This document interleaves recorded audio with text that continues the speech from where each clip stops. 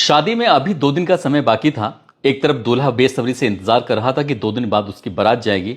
एक तरफ दुल्हन भी बेचैन थी क्योंकि वो शादी को शायद करना नहीं चाहती थी। इसलिए उसने एक प्लान बनाया कि क्यों ना दूल्हे के पैर तोड़ दी जाएं, टांगे तोड़ दी जाएं।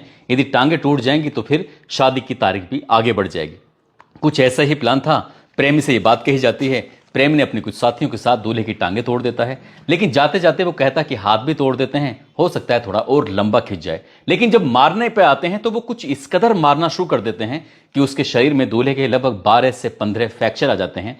दूल्हे को उपचार के लिए हॉस्पिटल लेके जाते हैं, लेकिन जिस दिन दूल्हे को बारात लेके जानी थी, जिस दिन दुल्हन को वो डोली में बिठाकर अपने घर लाने वाला था, उसी दिन उसकी मौत हो जाती है और उसी दिन उसके घर से अर्थी जाती है। जब ये घटनाक्रम होता है तो परिवार वालों का रो रो के बुरा हाल हो जाता है। जब पूरे घटनाक्रम की कहानी सोशल मीडिया, अखबार और न्यूज चैनल के माध्यम से लोगों को पता चलती है तो लोगों को यकीन नहीं। आज की जो सच्ची घटना मैं आपको सुनाने जा रहा हूं, ये सच्ची घटना है हरियाणा प्रदेश का एक जिला है फरीदाबाद, और फरीदाबाद का ही एक इलाका लगता है बल्लभगढ़। सदर थाना क्षेत्र का एक इलाका है IMT गोल चक्कर। दरअसल एक लड़का जिसके 2 दिन के बाद बारात जाने वाली थी, वो बल्लभगढ़ से खरीदारी करके अपने घर वापस आ रहा था, और जैसे ही IMT गोल चक्कर के पास पहुंचता है, क्योंकि वो बड़ी एक खुशनुमा माहौल में था, बड़े धीरे धीरे आराम से गाड़ी चला रहा था, अचानक ही उसकी गाड़ी के सामने एक और गाड़ी आकर रुकती है। और जैसी गाड़ी आकर रुकती है वो लड़का आराम से रोक लेता है। इंतजार कर रहा था कि गाड़ी हटाएंगे तो वो आराम से निकल जाएगा, लेकिन उन्होंने गाड़ी हटाई नहीं। उस गाड़ी में से कई लोग निकलते हैं। किसी के हाथ में बेसबॉल था, किसी के हाथ में डंडा, किसी के हाथ में लाठी, तो किसी के हाथ में कुछ अन्य हथियार थे। अब ऐसे ही उतरते ही सबसे पहले उन्होंने उस अकेले लड़के को, गाड़ी में जो बैठा हुआ है, उसको रोकते हैं। रोकने के बाद कहते हैं कि बाहर निकल।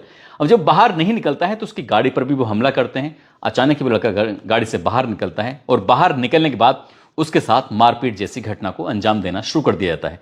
देखते ही देखते उसकी दोनों टांगों को पूरी तरह से तोड़ दिया जाता है ताकि लंबे समय तक ये हॉस्पिटल में भर्ती हो जाए। जबकि वो चीख चीख कह रहा था कि भैया मेरी गलती क्या है, मैंने तो कुछ भी नहीं करा और मैं तो चुपचाप आराम से जा रहा था। वो कह रहे थे कि तुम्हें हम हॉस्पिटल पहुंचाना चाहते हैं, लंबे समय तक आराम करना।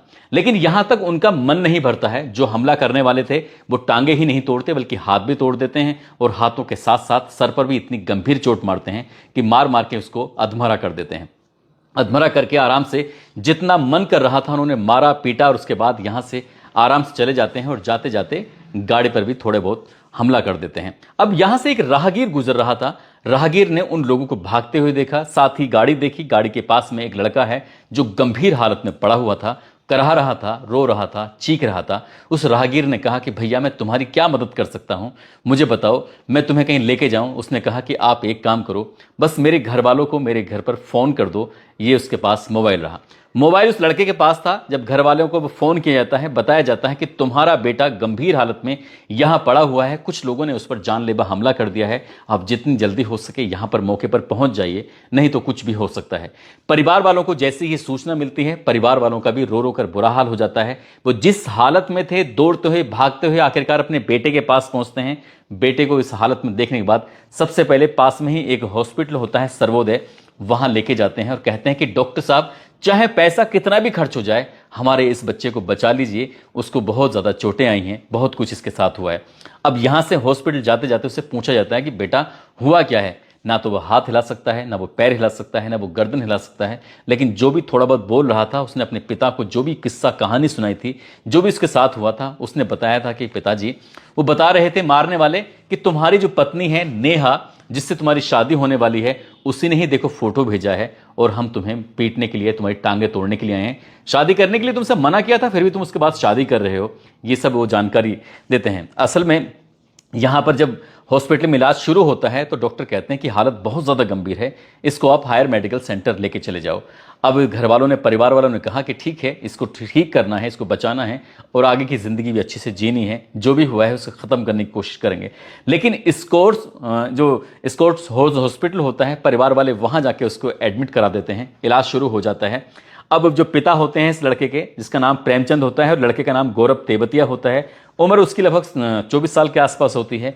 गांव उसका सोतई होता है, जो कि BPTP एरिया में एक स्कूल होता है। इस स्कूल में वो PTI यानी कि जो टीचर होते हैं, योगा कराते हैं और बच्चों को शारीरिक जो शिक्षा होती है उसके बारे में जानकारी देते हैं, पढ़ाते हैं, वो टीचर होता है। अब टीचर के साथ इतनी मारपीट किसने की है, क्यों की है, पिता ने जो भी कुछ कहानी अपने बेटे से समझी थी उस कहानी को जाकर नज़दीकी पुलिस स्टेशन जो होता है, जो बल्लभगढ़ का थाना सदर होता है, वहाँ जाके बताते हैं कि मेरे बेटे के साथ कुछ ज़्यादा मारपीट की गई है, जबकि उनके बेटे की 2 दिन के बाद शादी होने वाली थी। दरअसल गौरव की शादी अलीगढ़ के रहने वाली एक लड़की होती है नेहा, जो कि फिलहाल बल्लभगढ़ के तिरखा कॉलोनी में वो रह रही थी, उससे शादी तय हो जाती है। जब शादी तय हो जाती है, लड़का और लड़की एक दूसरे को देखते हैं और देखते ही एक दूसरे को पसंद कर लेते हैं। लड़की भी देखने में बहुत अच्छी खूबसूरत होती है, लड़का भी देखने में कम हैंडसम नहीं होता। दोनों की बात ठीक ठाक जब शुरू होती है तो उसके बाद फिर दोनों एक दूसरे को पसंद कर लेते हैं। लेकिन 28 मार्च 2025 को ये लड़का जब अपने स्कूल में पढ़ाने के लिए जा रहा था तो किसी ने रास्ता रोका। रास्ता रोकने के बाद कहा कि वहाँ शादी मत करना, नहीं तो जान से मार दिए जाओगे। उस लड़के ने इस बात को बहुत गंभीरता से लिया, अपने परिवार के हर सदस्य से बताया और परिवार के लोगों ने कहा कि हमें बीपीटीपी जाके थाने में जाना चाहिए। बीपीटीपी ये थाना क्षेत्र का जाट चौक लगता है, वहाँ पर कुछ इस तरह से धमकी वगैरह दी गई थी। पुलिस वालों ने जैसे जांच पड़ताल करना शुरू किया है, जो भी इसमें आरोपी पाए जाते हैं उनको बुलाया जाता है। लेकिन वो आरोपी जो होता है वो हाथ पैर जोड़ कर कहता है कि साहब बस ऐसे जज्बात में आकर बोल दिया था, मेरा इस लड़की से कई साल पहले अफेयर चल रहा था, मैं उससे शादी करना चाहता था, इसलिए ऐसा बोल दिया है। अब ऐसी कोई बात नहीं है।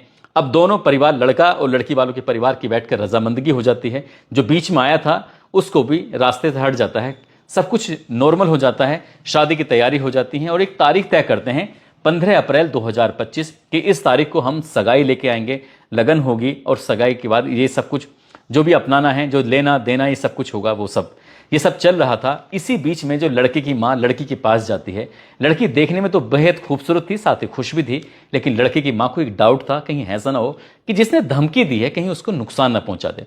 वो लड़की से जाके कहती हैं कि अगर बेटा कोई बात है, मन में कुछ ऐसी बात है, कहीं कोई ज़बरदस्ती कोई दबाव बनाकर तुमसे शादी करने की बात कर रहा है तो मत करना। वो लड़की कहती है नहीं मम्मी जी, ऐसी कोई बात नहीं है, आपको शायद कोई गलत फहमी हुई है। माँ को तसल्ली हो जाती है, माँ खुश हो जाती है, अपने बेटे को पुचकारती है, कहती है कि तूने अच्छी दुल्हन ढूंढी है। सब कुछ ठीक चल रहा था, लेकिन जो 17 तारीख को होता है, 17 तारीख की दोपहर 1 बजे के आसपास होता है, उससे लड़के की हालत लगातार बिगड़ रही थी। और जैसे जैसे वक्त आगे बढ़ रहा था, 17, 18, 19 तारीख को बारात जानी थी, लेकिन लड़के की हालत और ज़्यादा बिगड़ जाती है।